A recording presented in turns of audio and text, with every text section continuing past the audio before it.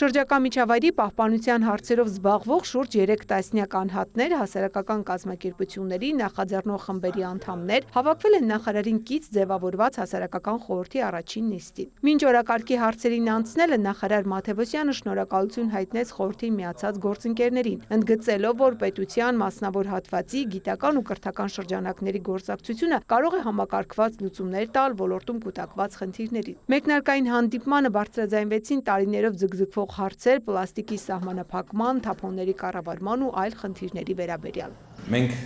նախագիծ մշակեցինք, որ գոյուղի գնացող ջուրը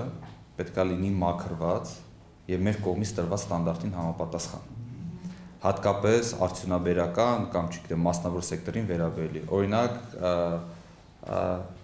այդ մեքենաների այդ լվացման կետերից սկսած, դա իրանց համար վերաբերելի է կամ չգիտեմ ռեստորաններում կամ եւ այլն։ Խորհրդի անդամներին ներկայացվեց կառավարության հնգամյա ծրագրով նախատեսված նախարարության 2026 թվականի միջոցառումների համառոտ պատկերը։ Շեշտվեցին բնության հատուկ պահպանվող տարածքների կենսաբազմազանության պահպանության, անտառների մոնիթորինգի, փորձահրապարակների ստեղծման, ինչպես նաև անտառվերականգնման ու անտառպատման աշխատանքները։ Նախորդ տարի տնկվել է պետական բյուջեով 170 հեկտար, բայց ընդհանուր անտառպատումը կազմել է 759.6, նաև մաս են կազմել դրամաշնորհային միջոցներով եւ այլ միջոցներով անտառվերականգնման աշխատանքները, եւ այստեղ եւս ունենք մեկ ծրագիր, որը ԾԻԳ-ի կողմից է իրականացվում, մենք ունենք եւս պարտավորություն մոտ 700 հեկտար անտառվերականգնում իրականացնելու։ Իհարկե այստեղ նա իր մեջ ներառում է ոչ միայն անտառվերականգնումը, այլև անտառի խնամքը, բնական վերաճի օժանդակումը,